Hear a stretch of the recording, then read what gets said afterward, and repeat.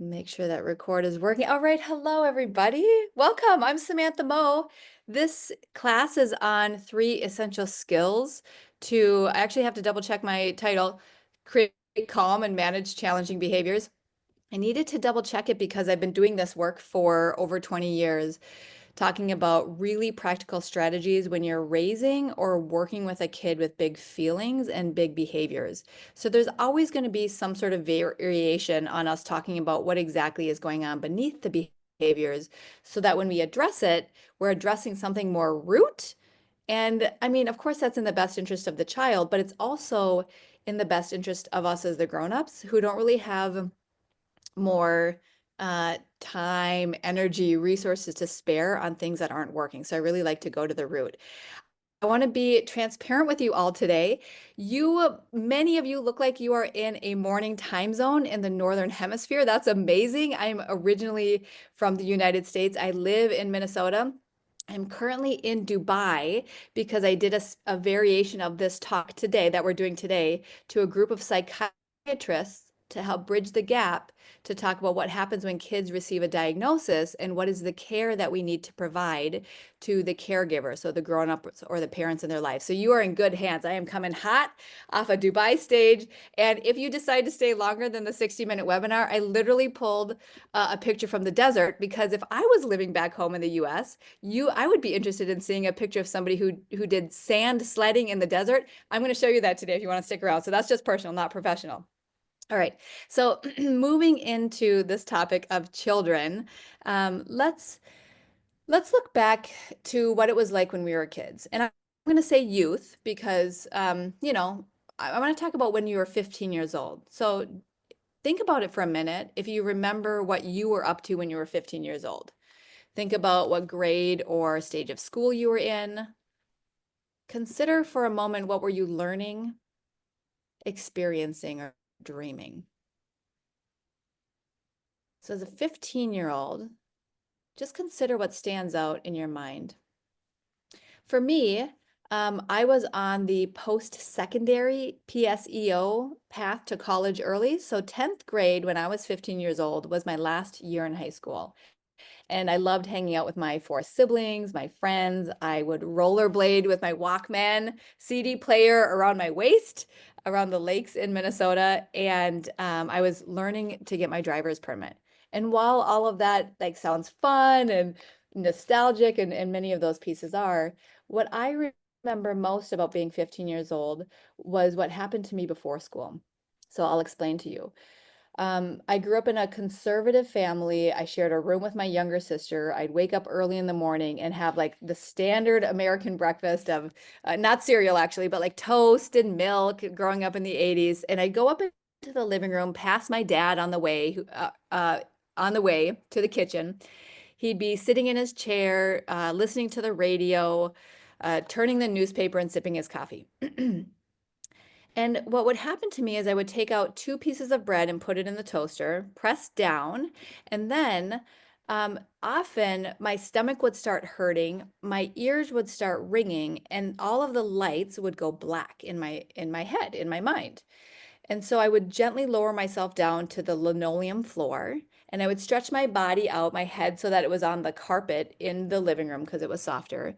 And I never knew how much time had passed, but I vividly remember hearing my dad chuckle at the radio and turn the pages of the newspaper. Now, maybe not more than 2 minutes passed some days, or 10 minutes at the most would pass. And what would happen is the ringing would stop, the lights would turn on again, so to speak. I would stand up, take my now cold toast out of the toaster, slather some peanut butter on it, and wash it down with a glass of milk. And then I would do driving practice with my dad on the way to high school. Now, later, what I understood was happening to me at the time was I was diagnosed with a social anxiety disorder that led me to panics and blackouts, and nobody in my family became aware of it until about 6 years ago when I started doing some therapeutic reparenting work. And I started asking my parents, like, how come you never said anything about that when I was laying on the floor in the morning? Now, my mom was uh, in bed because she was navigating cancer at the time. She's went through it and is still alive to this day. But my dad said, you were blacking out? I said, yeah, I remember I would lay on the kitchen floor and my cheek was on the carpet. And he said, well, you know, your three older siblings were teenagers. You're only a year and a half apart. I had experience raising teenagers. I thought you were just tired.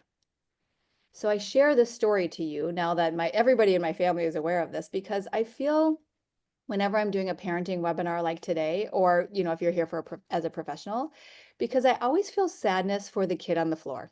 I feel sadness for myself as a teenager whose parents just really didn't recognize it, even though they were loving. And I wonder, why are kids or youth struggling? Now, you may not have the same story as me, but you know your circumstances, even though I don't. And you know what it was like to go through different stages of your own childhood. And that was before there were things that kids today are dealing with digital, social media, comparison, with bullying. And I'm opening us up with this conversation because I want you to consider in what ways you've struggled in your life, because that's going to pave the way for the conversation we're going to have about kids. And so that we can go on a forward, like upward trajectory to leave us with some practical tools and some hope, starting from this place of compassion. So you might be considering struggles related to mental health, to your own family of origin. Maybe it's something with your job or your health, or maybe it has something to do with parenting. But that's why I'm here today. So we can talk about these things where they all really interconnect. There's big feelings involved. There can be big behaviors involved. There's like family systems and more than one person involved. And my goal is that you're going to learn some tools here today that you can apply personally and professionally. So to get to know me a little bit, other than what I shared at the beginning, that I'm in Dubai right now, and I'll just share some fun stories at the end about that. I graduated from the University of Minnesota in 2004 with a master's degree in communication disorders. So for those of you who know, that let me practice as a speech language pathologist, and I specialized in autism. So I had never imagined at that time that I would fast forward 7 years, leave the field entirely, become certified as a parenting and life coach and an international speaker. Um, but there's like this through line that's really common, or that's really relevant to what we're talking about here today. And that is that one of my favorite songs at the time was by John Lennon and the Beatles. All you need is love. And I remember working in this autism school. I graduated really young. I was only 21 years old with my master's degree. And I remember having my hand on the door of the third grade classroom thinking, all you need is love. I'm going to practice teaching social skills, helping kids with autism make friends. And I remember with my hand on the door knob being filled with dread because I needed to get Charlie, who was only 8 years old, but he was known as the child in the school for kids age 3 to 22, as a child who had those epic meltdowns. You know what I mean? Like the screaming that you can hear from a couple hallways over. Everybody's always watching to see what's happening. Everybody in the school knows who this kiddo is and has compassion. We're trying to figure out how do we make his life easier. And for his classmates and for the teachers that were working with him too. And I remember using all of my skills of persuasion to get Charlie out of the classroom without disrupting everybody in order to do a social skills lesson. And as we're walking down the hallway to my office, I'm only 15 steps away and hope is rising. 14 steps, 13, 12, 11, 10 steps away. And it happens. Charlie drops to the ground. He starts screaming things. He's batting me away. He's kicking his feet. And I remember looking over my shoulder as a woman in her early 20s, looking at the teachers peering out of the classrooms. And I could only picture them thinking like, what's Samantha going to do next? I felt insecure. I felt full of doubt. And I remember looking down at him and going through the paradigms that I had studied, like, what am I supposed to do in this situation? Should I be the boss? Am I supposed to have authority, use a firm limit, physically guide Charlie to the room? Or am I supposed to do something that I had learned from the mindful sciences rather than, it's kind of embedded now in a lot of school districts and therapy models and the somatics. But at the time, it was just my own personal study of mindfulness. And so I thought, well, should I be gentle here? Should I actually sit down and talk to Charlie about his feelings and let his feelings pass and just weather the storm? Or maybe I should do the third option. Maybe I should do the thing that the really good social workers are doing, which is let me go get a breathing tool from the other room. You know, those colorful balls that you can expand on. I see some nodding. Thank you, Dorothy. And then like you collapse it and it's supposed to show that breath comes in your belly and breath like goes out of your belly. And ultimately, in that moment, I wasn't sure what to do. I thought, I'm supposed to have all of these answers when really I have a lot of knowledge, but I don't know exactly how to like stop the behavior. How do you get through a meltdown? So what I did, I'm not embarrassed to say because this is more than 20 years later, is I ended up bribing Charlie and bringing him back to the classroom, which was not disruptive because he was fine to be back in the classroom sitting in his chair. But I still had to make that walk of shame down the hallway to my office. And when I did, I turned off the light, I put my head in my hands at my desk, and I really wrestled with maybe I chose the wrong job. Now, this is before I had children, and I know that even though it's a professional story, I have a 4.5-year-old. So I'm like, I know that happens sometimes, right? Where you're like, what did I sign myself up for? I'm supposed to do this forever. What was I thinking? Who do I think I am? Do other people really do this their whole lives? How, some of those thoughts, right? Oh, thank you for laughing along with me. Um, but what happened was after I kind of got over myself, over the sweatiness that I was feeling, the despair about what am I doing, the self-doubt, the not feeling like I had a plan, I actually heard my mom Cheryl's voice in my head. Now, you're going to hear a little bit about my mom at the end of this class today too. But my mom, Cheryl, is somebody who I admire. She raised us 5 kids plus 5 daycare kids to help financially support my dad's income with our family. And I heard her voice distinctly say, when my head was in my hands, Samantha, every child has gifts. Every child has gifts. And you can learn and understand how to draw them out. And what that caused me to do was start looking into some of the areas that were kind of cutting edge at the time 20 years ago. You think about the early 2000s, 2004, 5, and 6. Dr. Daniel Siegel's work was starting to be showcased. He was talking, there's the flip your lead hand model, if you've used that at all, without me going into detail on it today. He's written The Whole Brain Child. I started studying with play therapists to see what they were doing to interact with kids, like DIR and floor time, that model in the autism realm, as well as studied a lot what the occupational therapists were doing with kids with sensory challenges. And what I learned was that there was something in all of the literature where somebody had a nugget that was helpful for answering the question of what am I missing? How do I get through? A variation of how do I get this to stop, but with more compassion behind it. Um, and the common thread that I learned really had to do with the brain, and it was the key to unlocking the skills to calm challenging behaviors and really big feelings. Now, while I'm talking about an autistic child situation, really this is going to be true for any child. It's true for kids that may have a diagnosis, something I've already mentioned, or ADHD, twice exceptional, oppositional defiant disorder. Even things that seem like that are rooted in the gut, pandas, PANS, bacterial infections with things like Lyme's disease. And the key to help a child develop better coping strategies is to find a way to help their brain to feel calm and safe.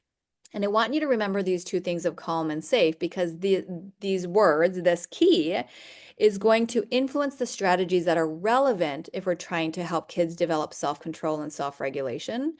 And it will help you to like push away the other tools that seem like a good idea, but aren't relevant until further down the road when the child is better regulated. That's going to make a lot more sense in a bit here as I keep talking.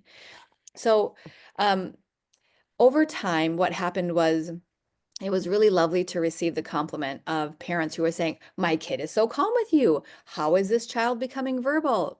My kid has self-control and doesn't lash out in this school setting or in this community setting, which I was doing in after school hours.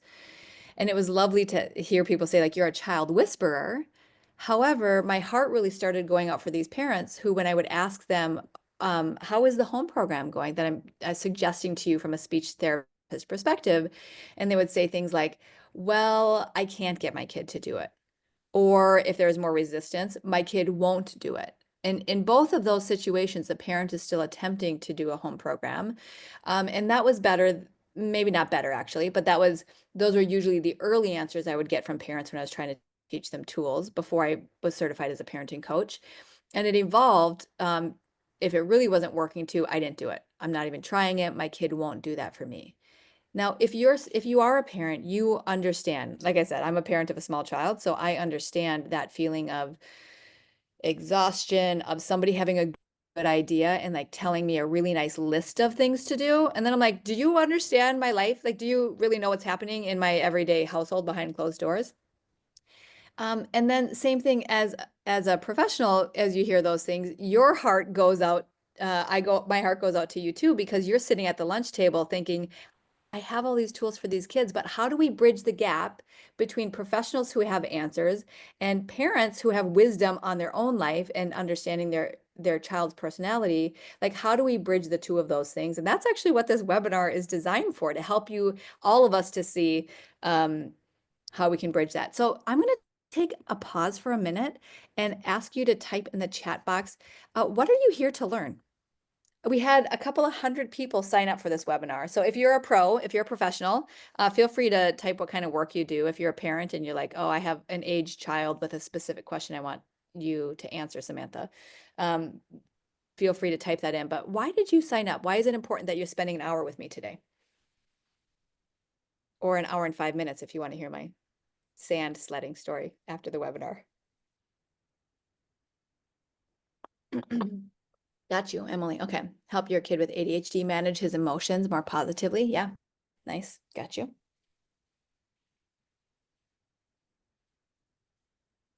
How to set goals for our family and spouse. Yep. Keep consistency even when it's different. I've got you. Thank you. Chris says, hoping to learn skills on how to calm an 8-year-old child's brain that has ADHD. Lori, school social worker, looking for ideas to offer parents to help kids with big emotions across ages. Yeah, we're going to talk across everything you're learning today is going to be across ages.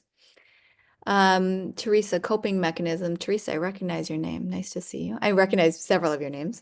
Coping mechanisms, calm down, regulate. Samuel, a children's minister. Excuse me. Strategies to your existing IECMH consultant tool. I mixed you with Shelley.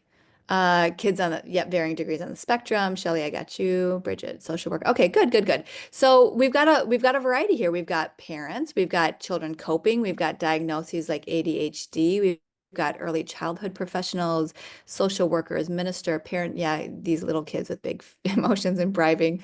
I get you. Continual learner for your 13-year-old, constant crying with the younger, strategies to calm. Chris, great. Glad to see you again.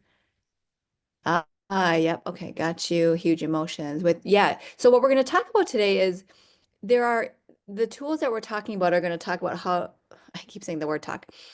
Let me take a breath. The strategies you're going to learn are going to relate to kids of various ages. They're also going to relate to adults. So we've got kids with mental health problems that are struggling, anxiety, transitions, stalling, different age ranges. Oh, hi, Ginny. Nice to see you. Another pastor. Okay, lovely. So thank you all for being here and being willing to learn. I want you to know 3 things. I want you to understand before you leave here today what's beneath big feelings and challenging behaviors, or in other words, like, why do kids act that way? I'm going to share with you the top tool that, whether you are a caregiver, meaning like a parent, or a professional, so that could be a pastor, that could be an educator, a mental health practitioner, or anybody, a pediatrician. What is the number one unintentional behavior strategy that we engage in as adults that creates more problematic behavior? So I'm going to talk to you about that today. And then I'm going to share with you how to bridge the gap between how we communicate as adults in order to help children develop emotional intelligence, knowing that sometimes we need to practice the strategy I'm going to teach you today for ourselves as adults so that we can help our child develop this skill. Yeah, so let's dive right into it. So I talked to you at the very beginning about the work of Dr. Daniel Siegel, and I'm going to reference him again and show you a couple of slides so that I'm helping our visual learners here. Oh, and I forgot to say, this helps me too. So the things that we're learning here today, I actually have an 8-week online parenting program, and I teach these 8 pillars of parenting. So in 2011, that's when I got certified as a parenting coach.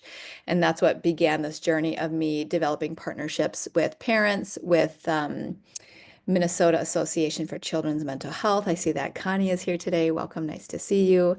Fraser, so if you're in Minnesota, you know that they work with, you might know that they work with 10,000 kids or families a year that are neurodiverse, as well as being hired internationally to speak on some of these pillars. So I'm going to cover 3 of them very briefly today. And then if you want more information about my programming, I always do an 8-week program that kicks off in February and October of the year. So I'm happy to share more about that if you want to know more later. But we've got some really practical tools to share.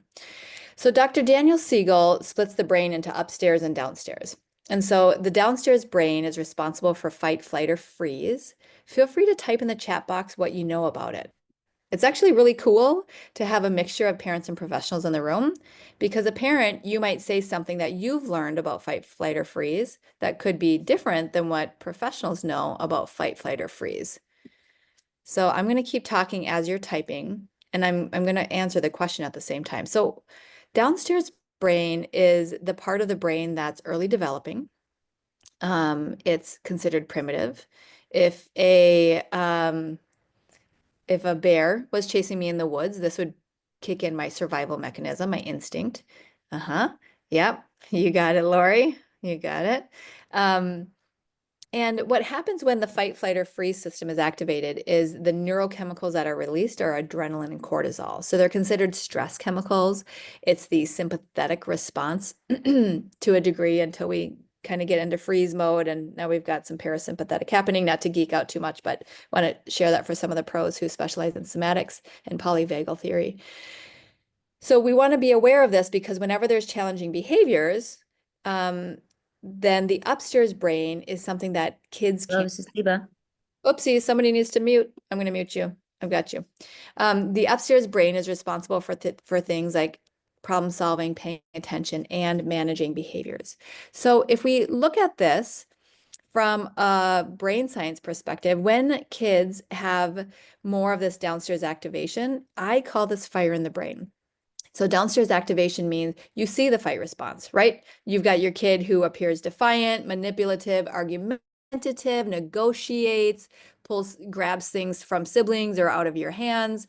The flight response can be eloping, running away, hiding in rooms, trying to get small.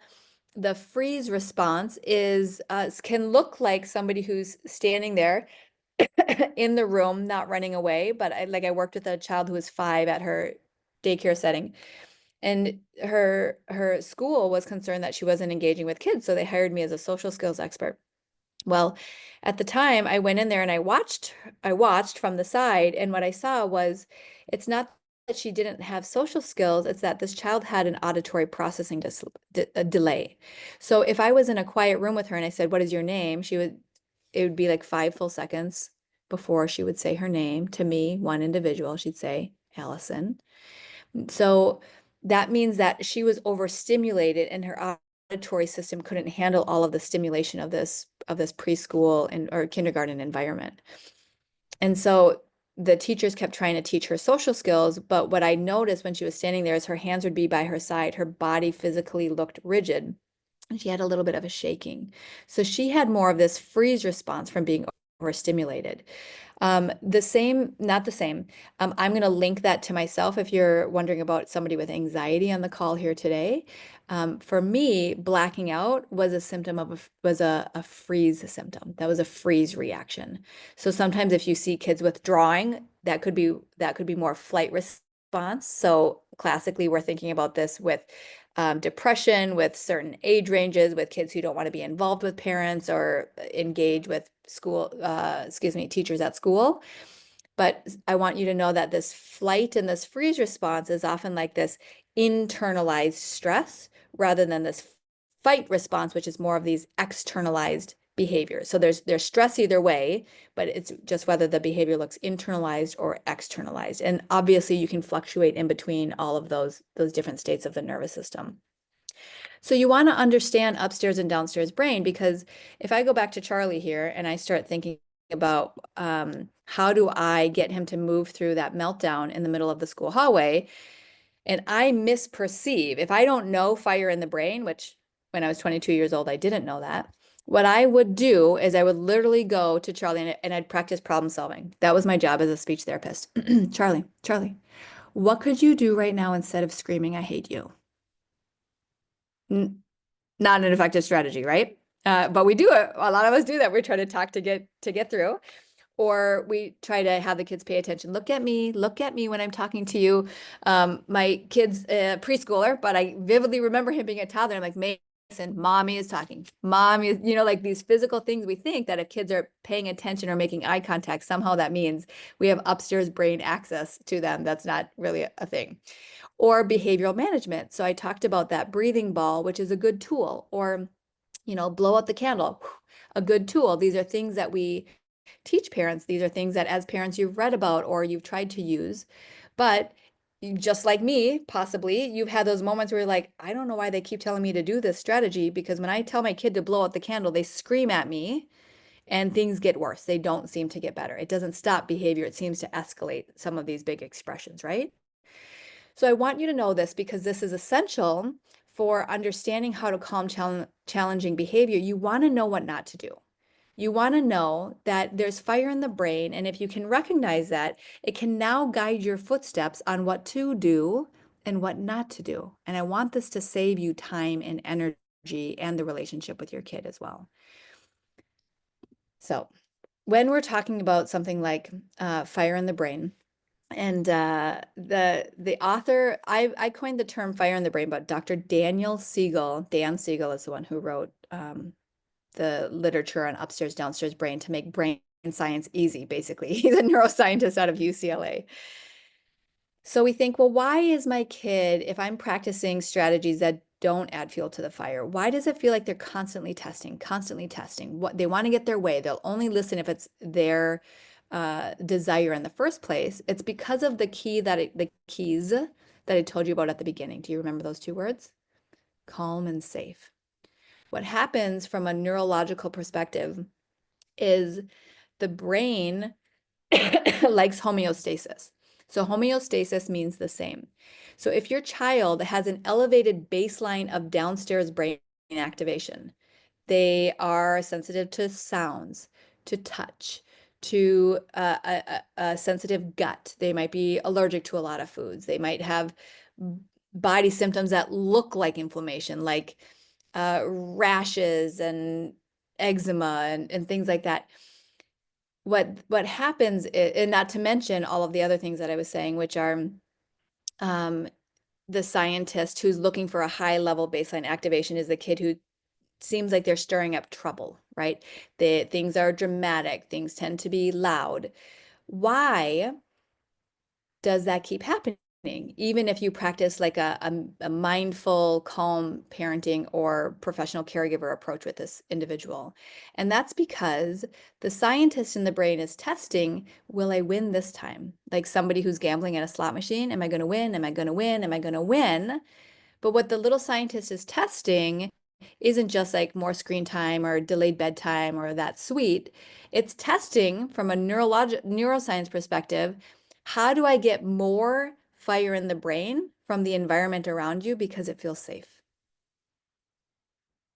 Let me say that again. How do I get more fire in my own brain by stirring things up around me because it feels safe? How can that be? How does that feel safe if mommy's yelling, or the teacher expels you from the classroom, or the principal suspends you for the day, or there's like consequences and punishments? How can that be that a child doesn't learn from those consequences and those types of punishing behaviors? It's because the scientist is looking for an energy match. It's looking for more adrenaline and cortisol because from a survival perspective, the brain says that feels safe.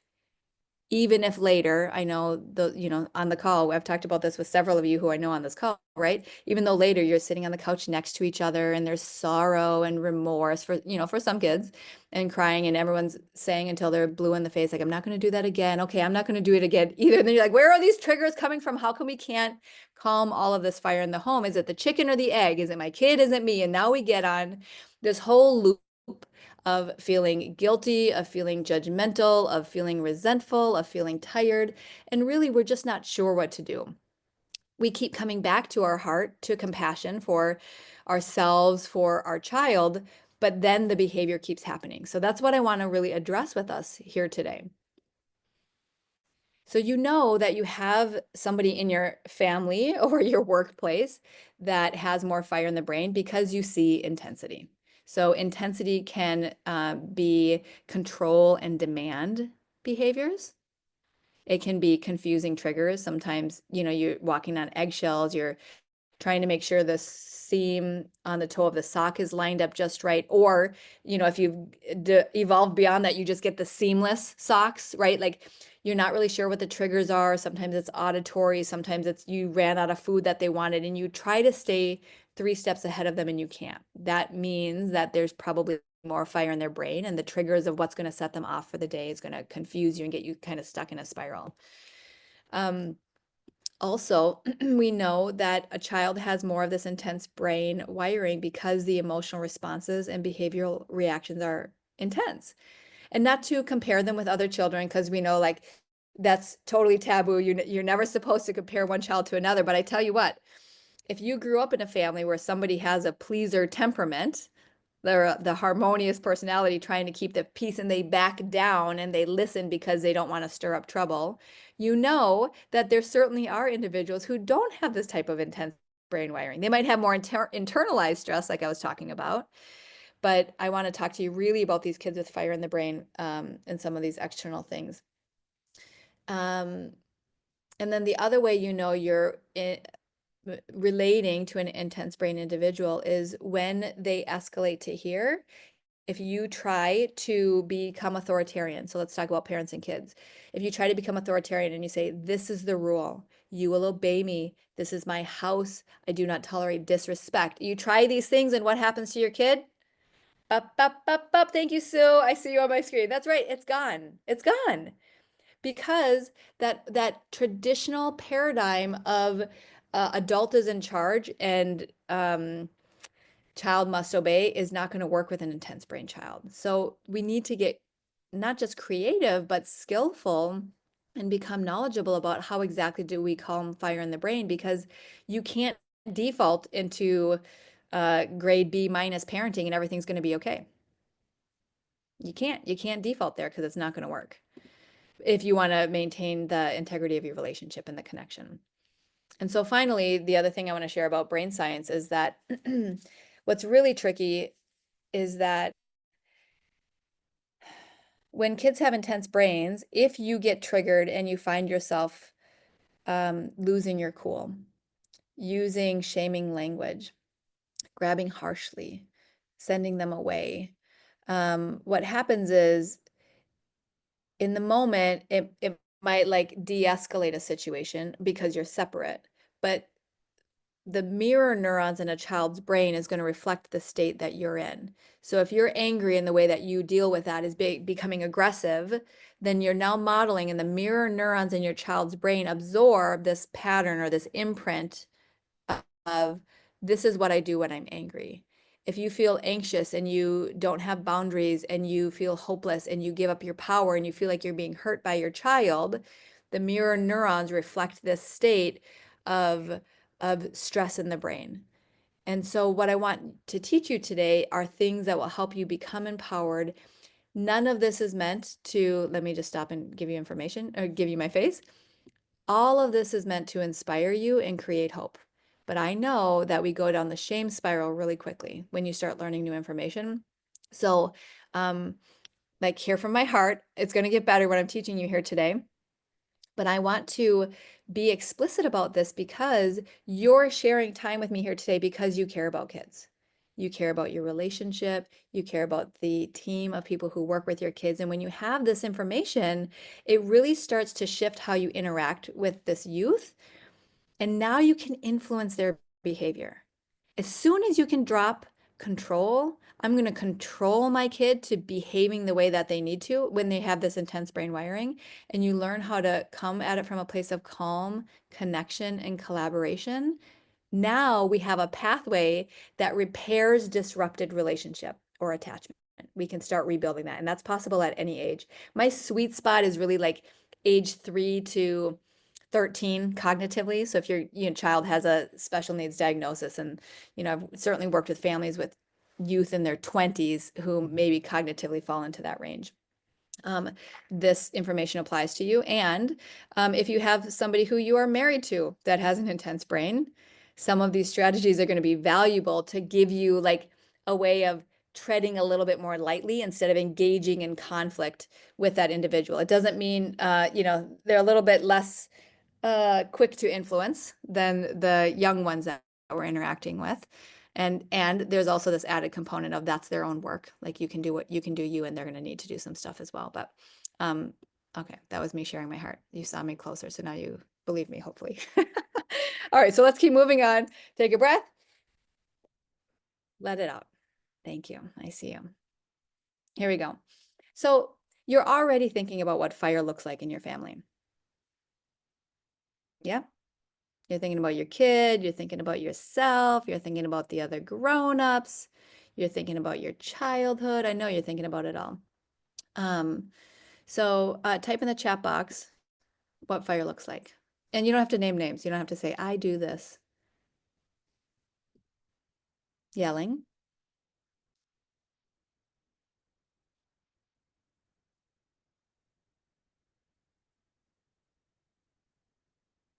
hurtful words.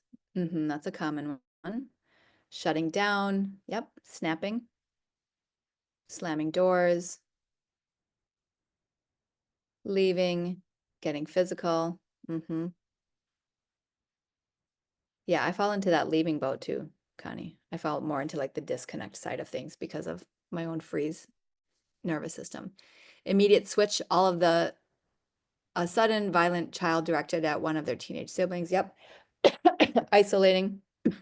Excuse me. All right, side note, I'm not sick. The air quality here is actually totally different. So I'm not sick.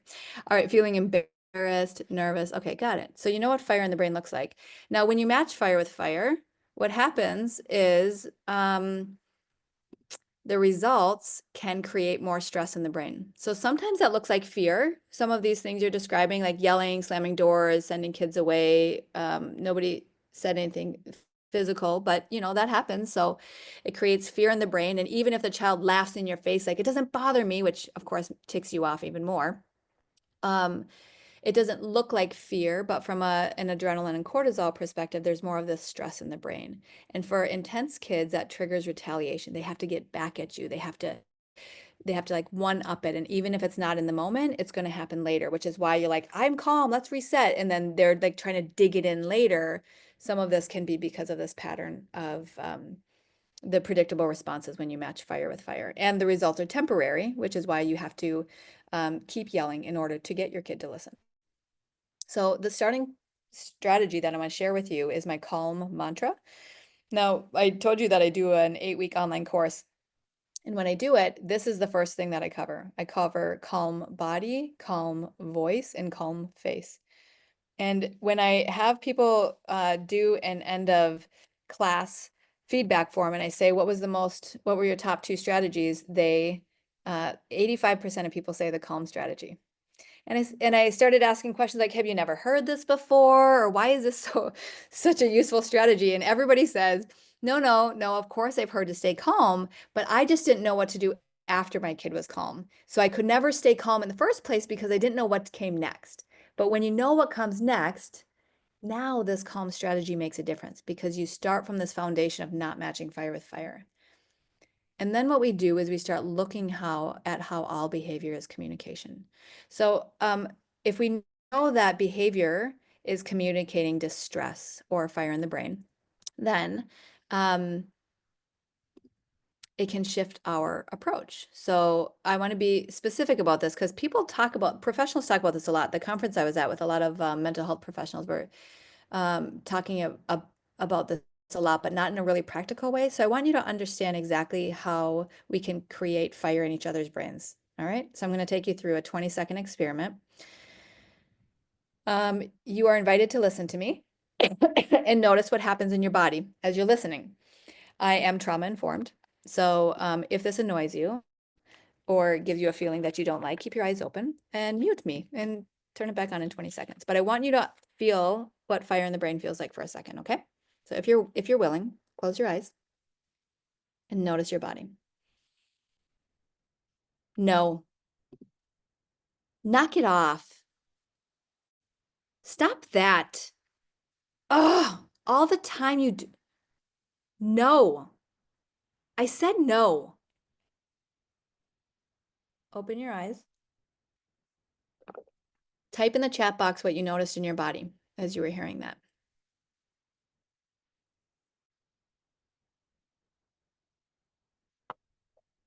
Starting phrases with no is a fire starter. And so there's 4 common reactions. I see clenched teeth, tension, tense, anxious, jarring, tense, chest, hairs on end, flinch, frustration, a lot of tension, right? And look at that's fire in the brain for all of you. And I'm a nice person and you didn't do anything wrong. This is like a fairly controlled environment and I triggered something. And this could be a trigger from you presently or from me presently in this moment. This could be a trigger because you're picturing your interactions with your own child. This could be a trigger because something just got stirred up because the body keeps the score. Thank you, Bessel van der Kolk, for that book from your own childhood that's getting stirred up. And so, yeah, and some chuckling like, yeah, that sounds like something I've said before.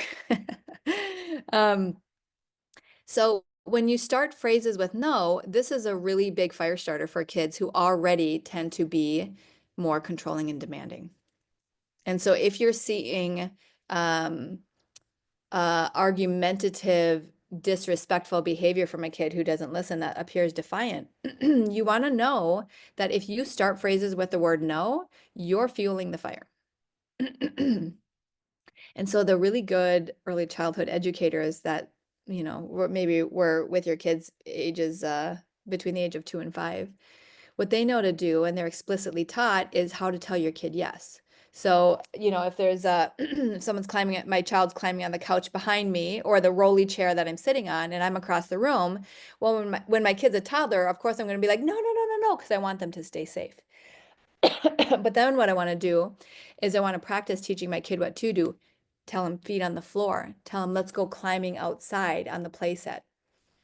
And there was a study that said by the time kids are toddlers, they hear a version of no, like a stern directive or a correction every 9 minutes. Okay, toddlers, got it. Trying to keep them safe. They're running around willy-nilly.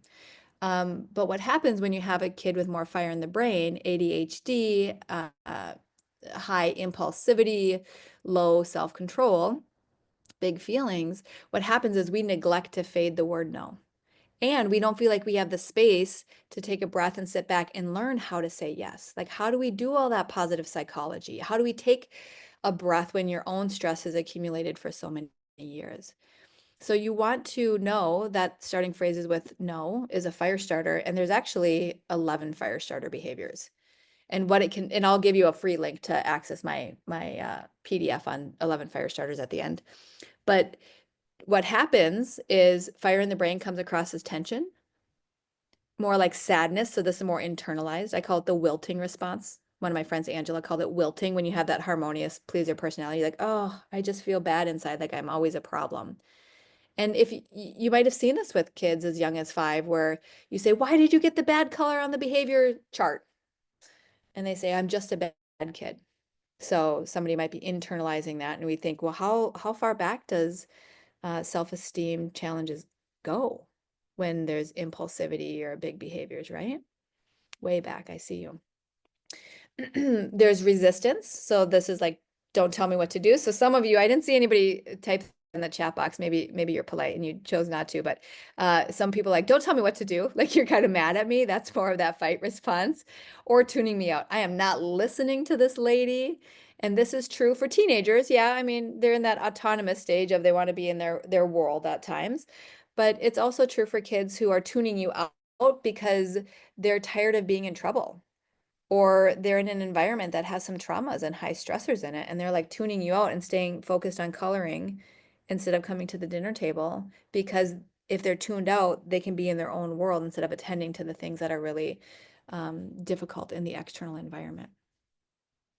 So you've learned about calm, you've learned about calm the fire, you've learned about fire starters, starting like words with no.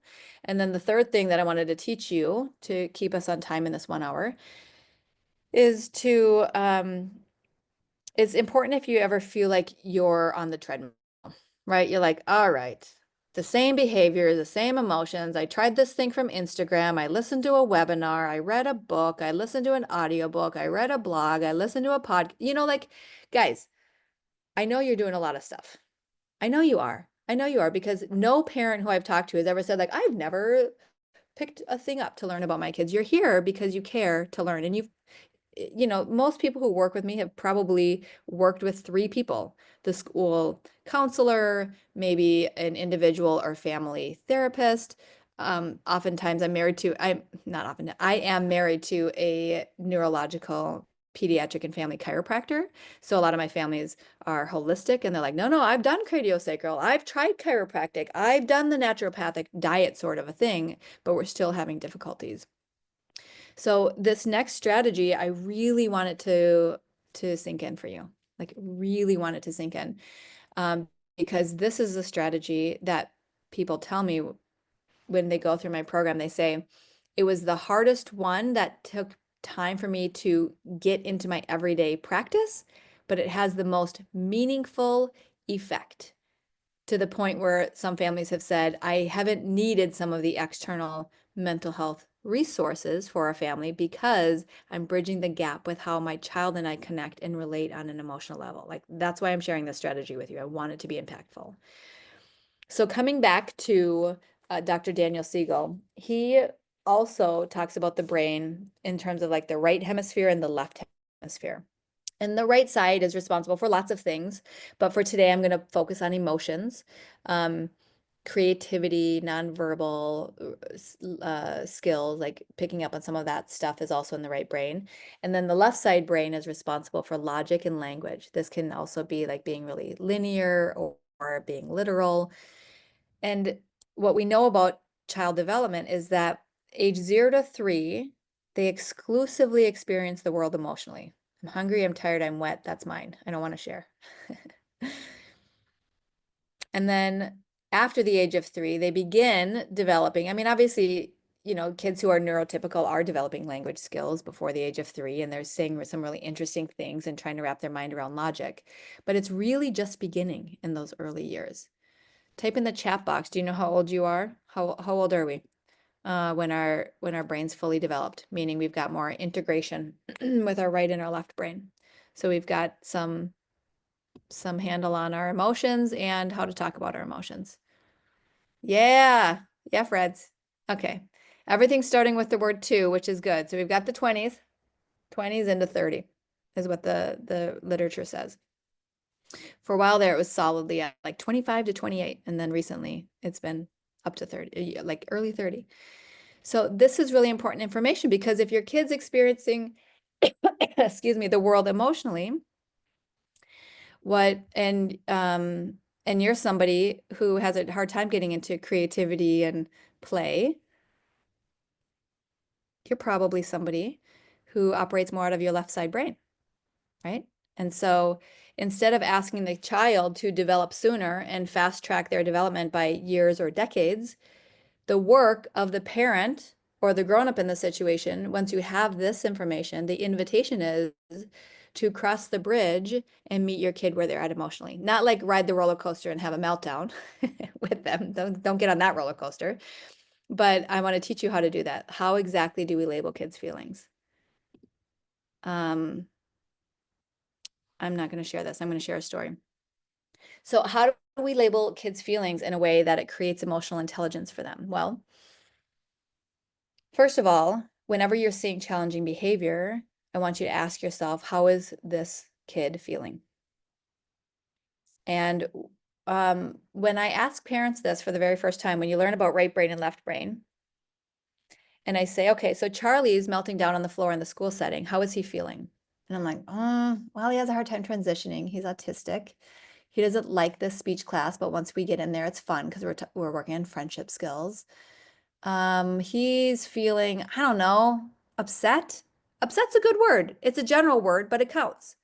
So if I were to acknowledge Charlie's feelings in that moment, I would say something like, it looks like you're upset, or I can see you're upset. Now, this isn't news to social workers on the call, right? This isn't news for you to hear this type of emotional validation. But sometimes what doesn't happen is in our family environments, we either get so triggered that we don't use that type of validation or we don't know about it. Or we try it, but then what happens is Charlie, for example, says, leave me alone, leave me alone, leave me alone. When I say he's upset and he starts covering his ears, and now it seems to escalate the situation.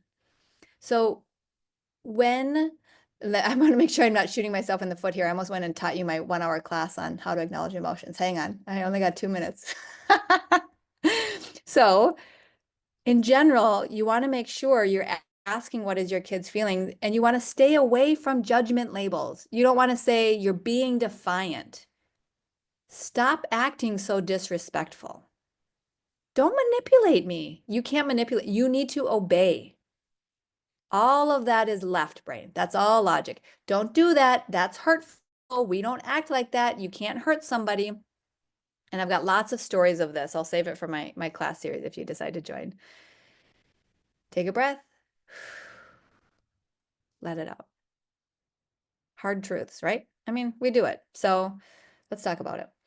So instead, I want you to practice asking, not asking. This isn't like facial recognition. What is the feeling of this face, of this drawing? I want you to label it. It's like casting the fishing line. It seems like you're upset. And if the child says something or emotes more, has more emotions, you go back to what I taught you as pillar 1, which is practice calm. Hold the space for them to release this pressure valve, just like you probably need somebody to hold space for you. If I think about me feeling upset, let me see if I can share a story. I had something happen here internationally where my plans for the week changed. I had work out here for a week, and something shifted in an agreement that wasn't written in a contract. And I felt untethered, and I got on a Zoom call with my husband, and he said, it sounds like you lost your anchor point. And immediately I started crying because I'm like, well, this, I got to figure out these details and da da da da da da, this banking sort of thing. And he said, it seems like you lost your anchor. And so what happened, he said, and so you're feeling worried. And this is classic for me. Like if he says I'm worried, I immediately start crying. I'm like, I am, you know me so well. So when somebody acknowledges your emotions, do you hang them up and you're like, cool, let's move on? Probably not. Not if you feel connected to them. You probably have more feelings because it releases the pressure valve, and that's what happens in the brain. If you acknowledge, the right brain says, oh, you see me and you hear me. And the more you can sit in that space of your child expressing their feelings until they come back to self-regulation again because you've used attachment and connection and you've acknowledged where they're at with the right brain, the volume of their behaviors turns down over time because they don't need to pound on your door to see me and hear me because you see them and you hear them. There are certainly uncomfortable things along the way because you have to learn how to hold space, and there are some kids who perseverate on feelings. So just like I was talking to you about the calm strategy, you start with calm and then you're like, but calm's not enough. It's not enough. Well, I label my kids' emotions and they lost their stuff, right? And you're like, well, yeah, that's why there's 8 pillars, friends. But the ones I'm teaching you here today are essential. I can't even say how many groups of people in different states and countries I've spoken to on this, and it's missing in our families. So you're welcome. And thank you for being here and being willing to learn about these things. All right, so let me think what else I want to share because I wrap up on time. I told you I'm type A. And then if you want to stay longer, we'll stay longer. We could ask questions. I can talk about the program that I'm doing in February, and I'll talk to you about my sand sledding. That's what this is. I hurt myself sand sledding. I will tell you the story. If you're like, why is she wearing this thing on her hand? Okay. So the brain science, coming back to right brain, left brain, says when you connect a child to their emotions, when you get good at this, it connects them to you.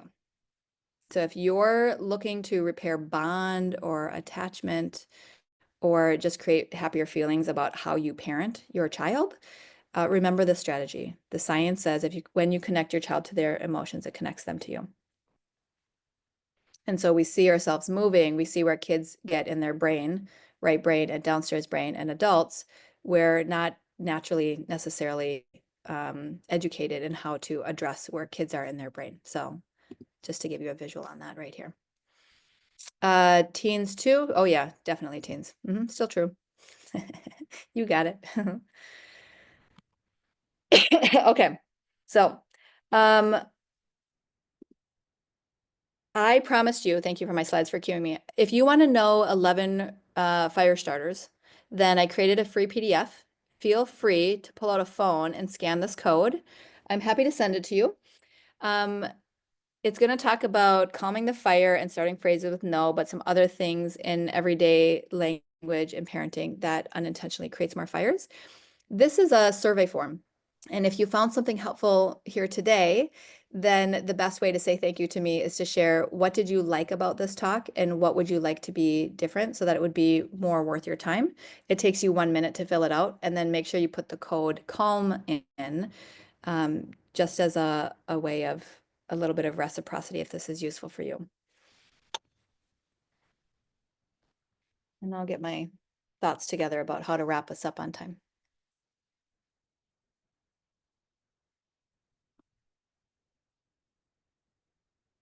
Oh, yeah, I can answer that question. So I have a private question here for somebody who has to duck off.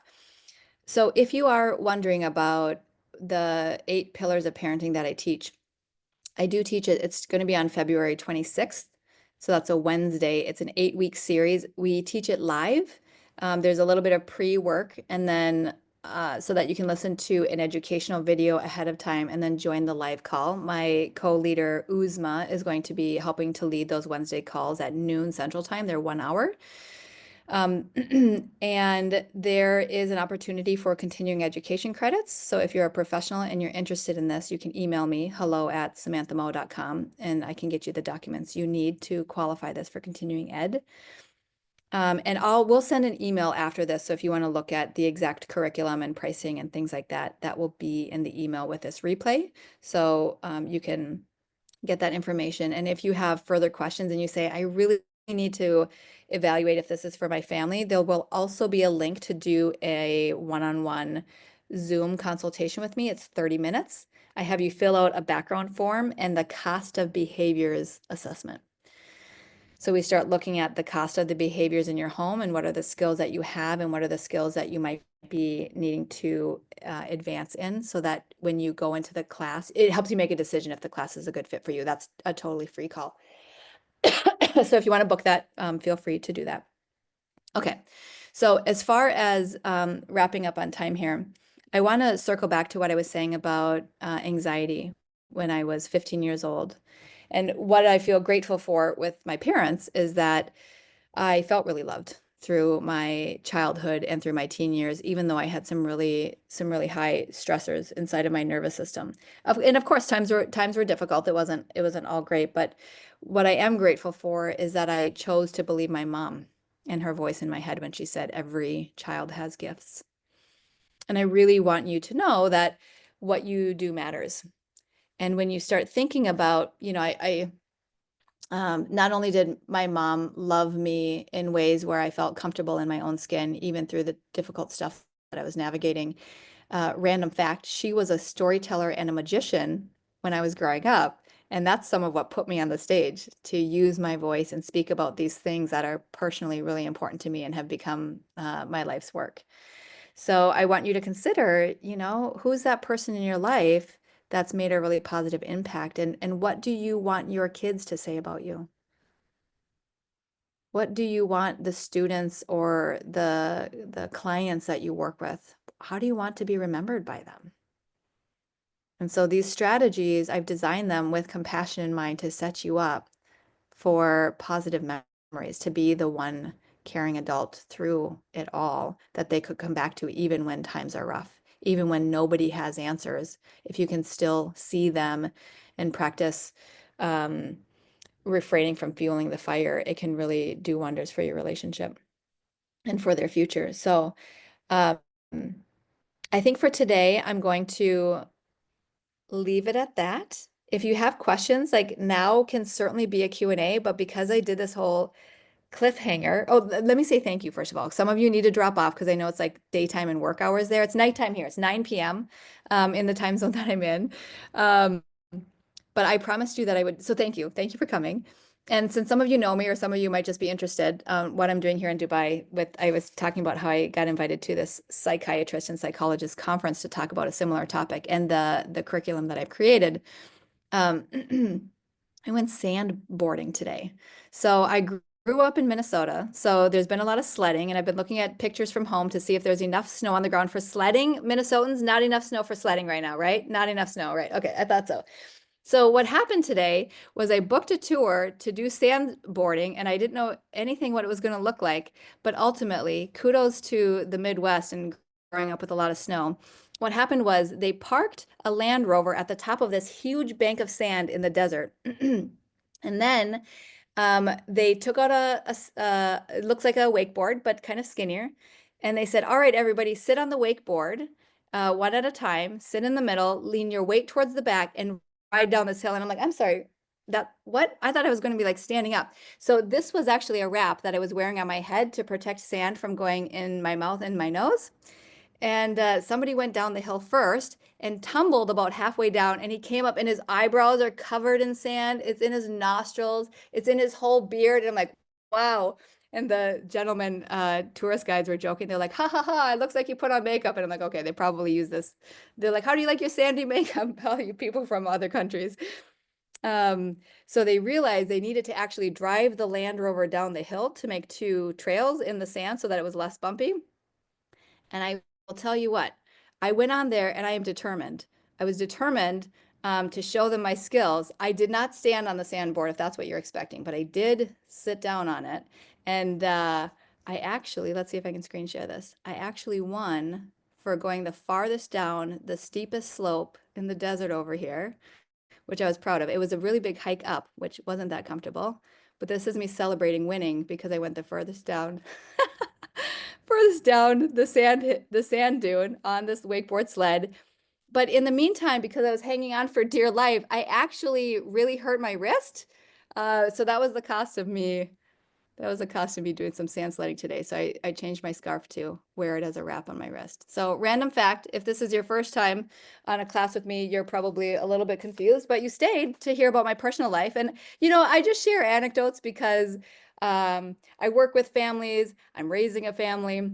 And while there are moments that are really vulnerable, there's also real life. And so that's what we do in our community when I'm doing my parenting series is, I mean, I'm not telling you stories about sand sledding, but we get to talk about being real and know that it's a whole person involved in the situation. So, Judith, thank you for the invitation to Montreal to sled. I bet you've got it going on right now. What questions do you have? So, we slated this for an hour. I'm happy to stay late. My time zones are off. I don't go to bed till midnight now. Feel free to unmute and ask me a question.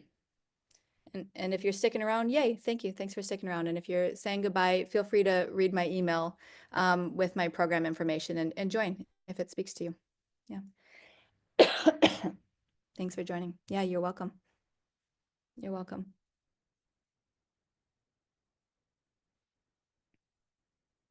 Yes, you're welcome. It really is fair game. If you have a question, you can unmute or raise your hand icon. My Thank sweet blessings. friend Leva told me to come in like 5 minutes before the this call, and I was like, "Oh, perfect timing." So I have a Oh, all right. Hey, Judith, you two are next to each other on my screen too. I have a 10-year-old who, I mean, it's the first time, she's been in therapy and all of that, and it's the first time that I feel like someone is describing my kid to the T. And so, thank you so much, really. You're welcome. I feel like I should have all these questions and how about this and how about that, but yeah, I mean, transitions are really hard. Mornings are really hard. Getting her to school, and it went from refusing to go to school to now just dragging her feet as if like she has all day to stand in front of the mirror, to Yeah. transitioning to go to bed. And on Sunday I realized she's just like piling up all the unprocessed emotions, and at the end of the day it just, Yeah. emotional vomit all over, usually on me. And I'm like, kind of like your first story of like, I'm almost there. She's almost asleep. And then Yeah. you're like, what did I do? Like, oh, like what happened? Like, what happened in your Yeah. brain? Like, loses it. And I, unclear how to get her back. Yeah. Well, I do hear a few things right off the bat. First of all, thank you for being here and trusting Leva's recommendation to join this call. Kismet, is that the right word? Did I get it? Yay. Okay. Um, yeah, that happens like that sometimes, doesn't it? Um, so what you're talking about is so frustrating, right? You have a 10-year-old, and so they're in some mental health services, it sounds like. And the reason why I got certified as a parenting coach is because I understood that it's the place for parents. And so mental health services are amazing. Like, do we need tools for understanding anxiety and like the CBT and DBT and like all of these different strategies to wrap our mind around what is happening? Yeah. Yeah, of course. Of course we need those. And from a parenting perspective, the place that I would see, I'm going to make a generalization here because I've worked with over 1,000 families. Here's what I would expect from a parent of a 10-year-old whose kid won't go to school and now spends too much time in front of the mirror dragging their feet. I would expect, I'm going to talk about these three pillars. I'm going to talk about calm. I'm going to expect that staying calm through that is going to be really hard because there's worry about how they're going to do in school. There's like attendance requirements that have to happen. There's like thinking about your child's future and their well-being and needing to learn. And so staying calm in that situation when we have fear and worries is going to be really challenging. So that can cause us to go to this default space of us feeling triggered, like, why is this so difficult? I'm not speaking for you. I'm just talking about generalizations, parents of a 10-year-old. The second thing you learned about fire starter behavior, so starting phrases with no. So it could be really easy to be like, no, we don't have time for that. No, it's not time for more lip gloss. No, you don't need to brush your hair. No, you don't need to change your shoes. Your outfit looks just fine. Like, I don't know, I'm just making stuff up here. But no, you can't stay home. No, you're not really sick. It's so easy to fall into this type of a conversational pattern. And I was going to say why, like, why does that happen? Well, I'm going to speak to that slightly, but because it's our job to parent, right? So we're like, it's our job to help you be successful. So I got to tell you what not to do. But in the meantime, if a child's not going to school because they have anxiety or bullying or they feel uncomfortable in their skin because there's sensory stuff going on, like I have no idea what it is.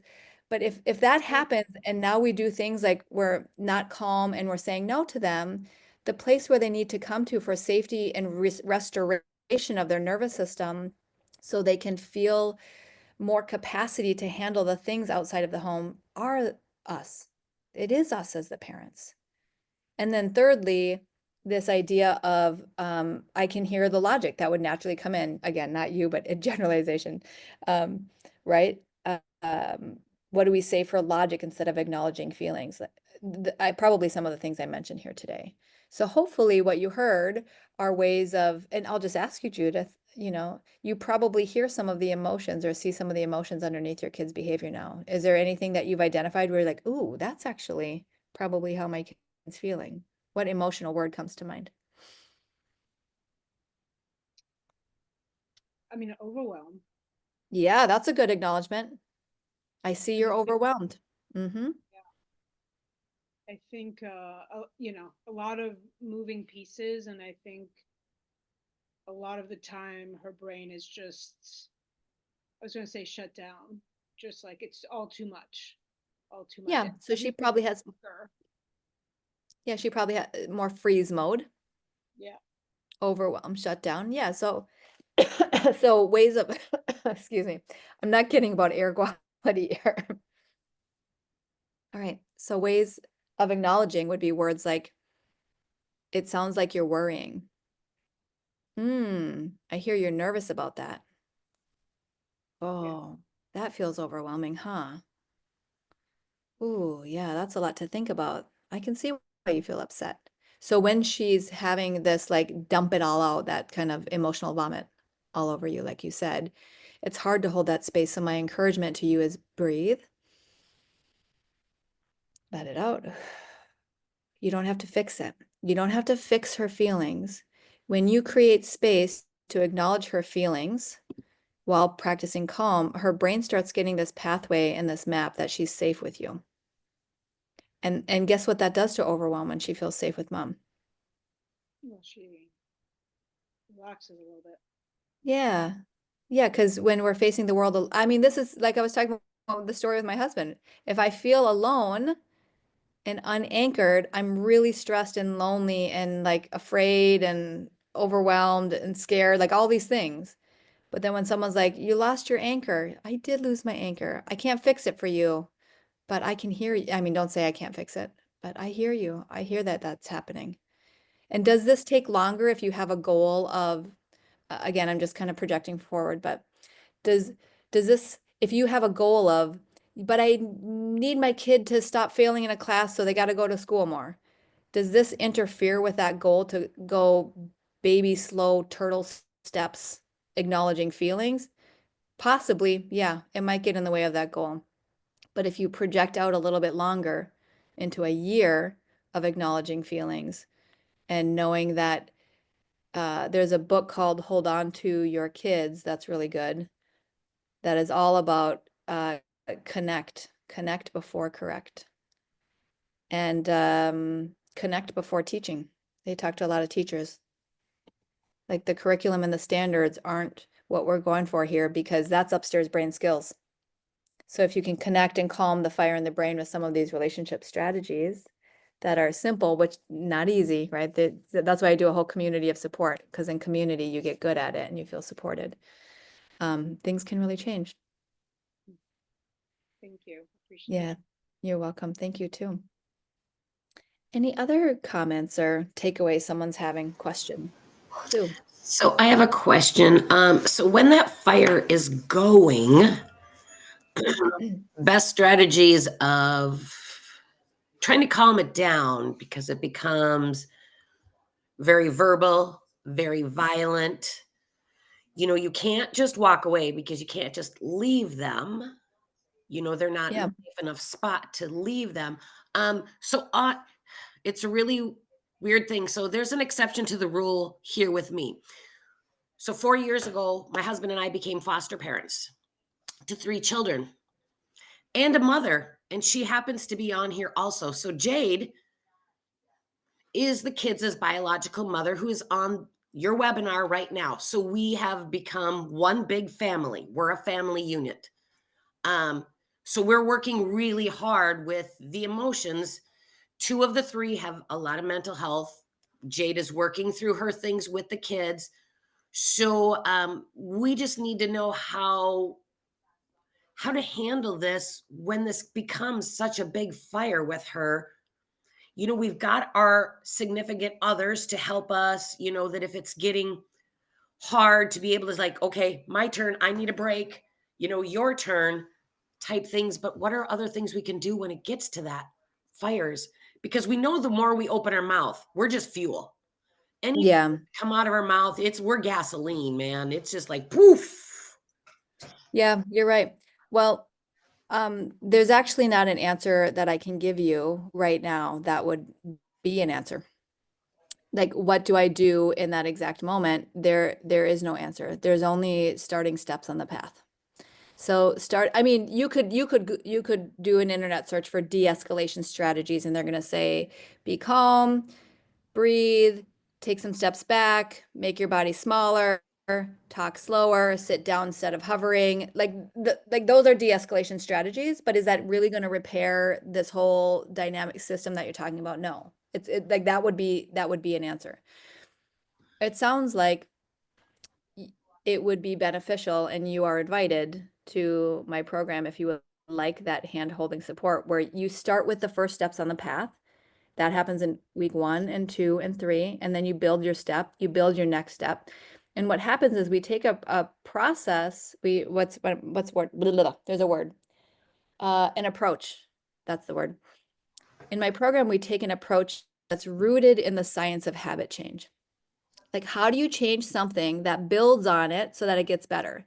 So you start with calm, and then we're going to layer in things so that over time, there are fewer escalations. But it starts with you proactively practicing calm and labeling feelings and avoiding triggering fire. That is the answer. Okay. So if that's a fit for you, then over time, what we layer in is positive discipline, conflict repair, involve the child in the solution, have good boundaries. Like, does all of that become necessary? Totally. And that over time, everything shapes it so that it is preventative. But it sounds like stepping with me on the path would be supportive if you're interested. And how do we find out more about that? Let me see. I am sure I have a link I can get really quickly here. So on my, oh, I'll include this flyer. Ah, I was kind of prepared. This is good. Okay. Let me put this in the chat box. So here's a flyer that describes the program. And if you click on it, I can screen share it too. There's a link on how you can sign up for the program. Okay. So basically, this training, it talks about the courses starting on February 26th. And what you get is you get my self-guided 8 pillars of parenting modules. It's an online program that through my website is usually $495, and it's self-guided. But when you sign up for this comprehensive support where I'm leading classes live, you also get a spot in that live 8-week cohort. There comes with an 80-page workbook with details on all the concepts. And it's paired with 6 months in my parent coaching community. We call them Ask Samantha calls. So while my DIY program is 8 classes, my February 26th class is 8 weeks, but altogether, the most comprehensive approach to actually have a transformation in a family where you get to go through 2 seasons with me of ups and downs so that you change your habits takes 6 months. Okay. So the Ask Samantha calls, in addition to the 8-week series, are twice a month over the course of 6 months. And of course, we record it. So there's this registration link here that will take you to payment and payment options. Got it. Thank you for asking. You've been very helpful because you're very real. You know, we've been through a lot of different people and therapists and different programs and reward systems and this and that. And sometimes you can't understand it, but you were very, very helpful, very real, and very non-judgment. So I really appreciate it. Yeah, it's my honor. It's my devotion. Yes, Liba. Liba's raising her hand. Can I just, she did not plant me here. She did not plant me here, Sue. My husband and I found Samantha, God, I don't know, was it a year ago now? I don't know where we're at. I don't know where we're at. I think it was summer. Yeah, last spring, summer. Oh, Yeah, spring. Yeah, so like, about a year. It'll be in April, Yeah. maybe. I don't know. Yeah, But before your trip. we don't have the same dynamic you guys have. I just want to first say, wow, Jade, Sue, the fact that you're here together, amazing, very inspiring. You're awesome. We didn't do the exact model of the 8. We did one-on-one, but I just want to say that when we found Samantha, we were at an extremely critical point with one of our 3 children. And within a few sessions, the severe behaviors that we had at the time we reached out to Samantha, they're gone. And it's nothing to do with the child at all. It has nothing to do with the child. It has to do with us as adults, which is why, again, the aforementioned sort of transition from working directly with the child to the parents. joking, it does have to do with the child. There's greater connection. We are far from over. We do not keep the same consistencies. We have a very difficult time, my husband and I, keeping everyone on the same, you mentioned you have many cooks in the kitchens of adults. It takes time. We still have to catch up with our sessions, even our feedback form and these various things. But I just want to say it. So I could not recommend more joining this community in some way and getting on these modules, getting the workbook, having everyone that's an adult reviewing the same language. It's a game changer. Samantha, I want to say to you as feedback, to be on a call with, I don't know how 100, however many people were on, Yeah. that was drastically different than, I mean, I valued our one-on-one and I still do, but to see and feel, whether Yeah. professionals, whether just homemaker, I mean, to know that other people know what the word violence means. No. No, I mean, it's just a game changer. So, Thank you. thank you. I've Yeah. had this on my calendar because we're reverting back. And it's hard. Or now it's just bedtime, or now it's this or that, or now it's more anxiety, less anger. I mean, whatever it is, now there's the teenagers. That's right. So I just thank Yeah. you. And I just can't say enough to those who are on the call to take the step to get on the 8-week, because it is transformative. Yeah. Thank you. Thank you, So Leva. I she did not appreciate plant that. me here. I know. It's so cute. I didn't. Well, and the other thing, because I like to pull the curtain on the wizard, speaking about like, what is that, Wizard of Oz? That what happens in a community is what you're speaking to. And it's why, for years, I've been a parent coach since 2012. And for years, I only did one-on-one coaching because I thought parent coaching was too vulnerable. Where I was like, man, people are talking about violence and locking doors and screaming and things like that. But what happens, I actually gained my own courage when I had my 4.5-year-old, or my kid 4.5 years ago, where it's like, you know what? This isolation piece, where everyone's like, so I had to pick my kid up to do positive discipline. I'm like, I know 500 people have told me that. So can we normalize this? And I'm not going to say it on Instagram because there's many variations of what's safe to pick your kid up and can they tolerate sensory touch and all of that sort of a thing. But when we're in community, it's not just about the tools. You could do DIY self-guided and memorize all of these things, but all of you know, if you've ever been on any sort of personal transformational journey, that you can know something inside in your head, but until it goes to your heart, you haven't changed, right? You haven't gotten clean. You haven't had a spiritual breakthrough. Like there's so many things that we can know and struggle with. And the point is, if we can be in community where the culture is led from a space of non-judgment and love and like not just hope, but like practical things that make a difference, now we feel supported. And guess what that does for the fire in your brain? Does it make your fire higher or lower if you're in a supportive community?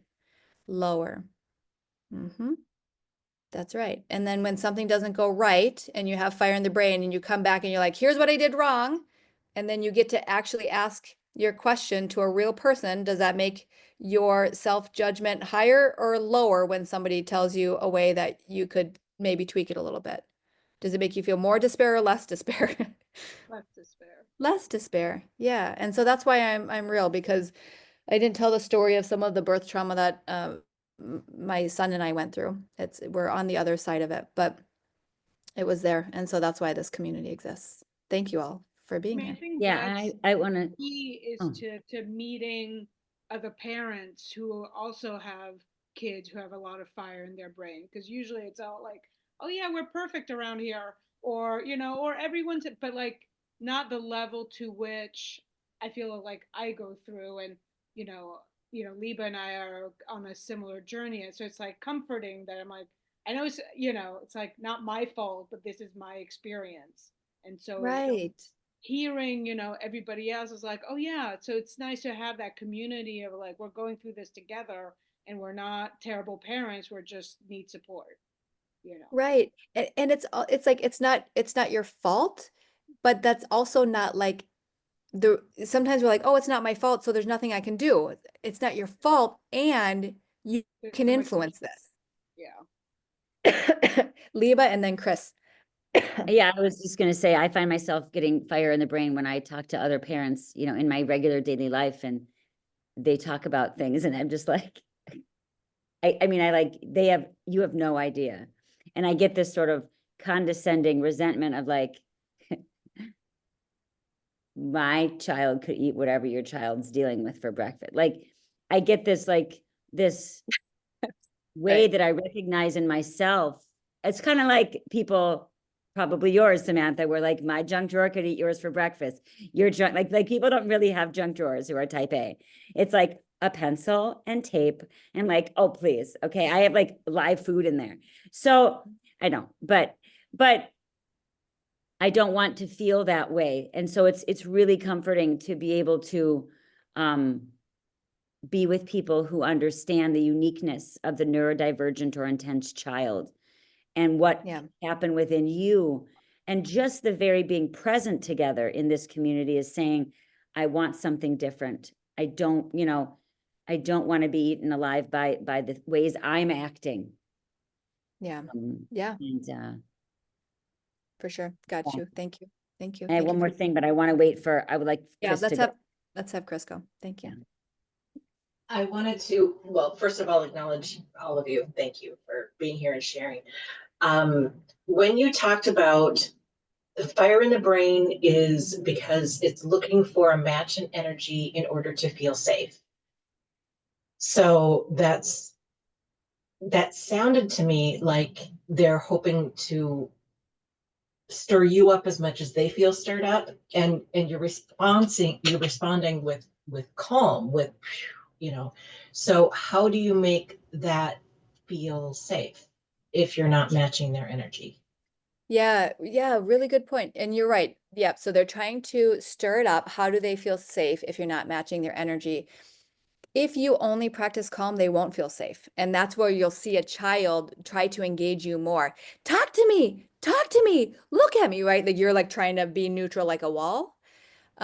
So that's where you layer in more things like acknowledging the feelings. I see you're really upset about this. I'm listening to this. So we do a lot of those like coaching scripts when we're on the live calls so that you can really talk through it.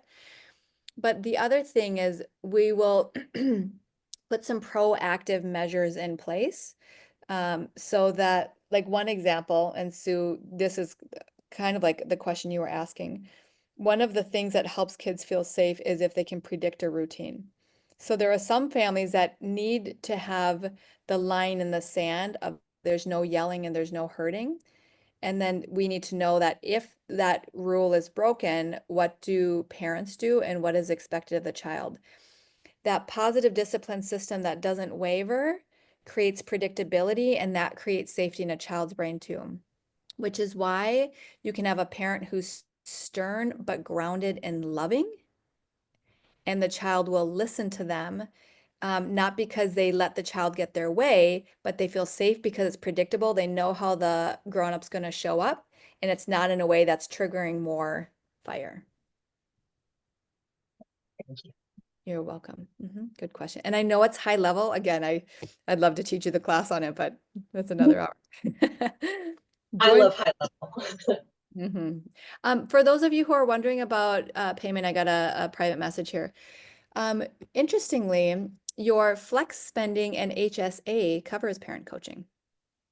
So if you're looking for like a workaround, or if your child has like I have some contracts with children's mental health services with some different counties. So if you have a case manager through the county, they're covering some program costs. So what you would do is book a one-on-one 30-minute free consult with me, and then I'll give you a report to submit to them. I have space open in the next 2 weeks just to answer this next question too.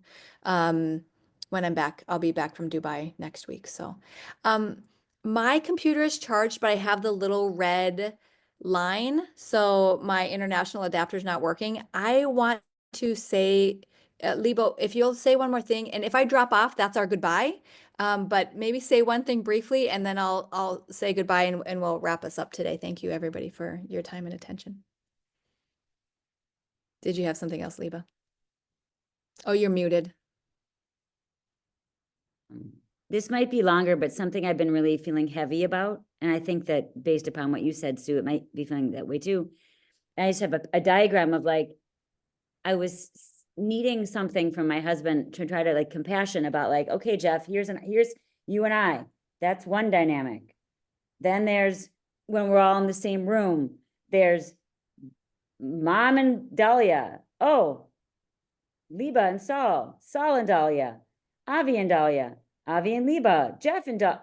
Like when you do this, I'm not that great at math, but like, it's 25 different scenarios, literally all the same time when we're all in the car together, or the few moments a day where we're attempting to eat together, or family in the same house, even if we're not in the same space. There's so many opportunities for connection, but it seems like it's always crossfire instead of connection. It's like, that's a good one. You can use that if you want. Crossfire, connection. I like you like the C's. But And the fires. it feels like it's just like all of these, and because they interject, which was one of our family rules, was attempting to avoid interrupting. Like I'll be talking to Jeff, I'll say one thing to Jeff, and this one will chime in. So now it was this, but really it's that. Like, is there any, I don't know where the question is in here, but maybe just showing them this and be like, this is hard for me. This is hard for me to just manage all of the, maybe I just do that. Maybe I'm answering my own question. It's just like, tell them from my heart. I want Yeah, these I'm to be gonna, connections. yeah, I want to cry. It makes me like, it's that emotional. Well, it's an advanced skill. So the advanced skill that you're talking about here is conflict resolution. So there's a way of being acknowledged. And so sometimes in coaching, that's what you and I are doing, is we're acknowledging how difficult it really is. And then there's a way to engage the children so that I'm going to talk about the kids since we're on a parent coaching call. Yeah. There's a way to engage them so that they can collaborate with it. And it's not just like, here's what's happening, give me a solution. It's like checking in with, here's what's happening. How do you feel when it's happening, kid? How do you feel when it's happening, other child? How do you feel, child? How do you think I feel? Okay, so what would feel better? How would we like it to feel? So we're still going into the emotional brain. We can't just go into any solution, whether it's discipline or even conflict repair. No, I mean, it's empathy, right? It's just like, it's asking for just a shared understanding and just like naming it at the very least, not even putting a solution in, just being like you just said, how does it make you Yeah. feel? How do you think it makes me feel? Like, Yeah, I hear you. Thank you for sharing that. It's pretty advanced, so maybe Yeah. I'll leave it there for now. yeah, of And course. thank you. I really I really appreciate everything that you brought. It's so great, Liba, to see you here on a group call and contributing your voices. It really matters. And thanks for inviting your friend and everybody's participation. I appreciate that. We'll send out this recording in the next day or so. Yeah, you're welcome, Chris. Thanks for joining us. I love the ripple in the pond, like, pebble, throw in a pebble. I feel like I'm like always throwing in pebbles, and guess who else is? You. Everyone, you're throwing in a pebble and there's like a ripple, and the ripples take time. But all of our ripples can really mix. And so I appreciate that you let me throw a pebble in your pond today and impact or influence you in some sort of way.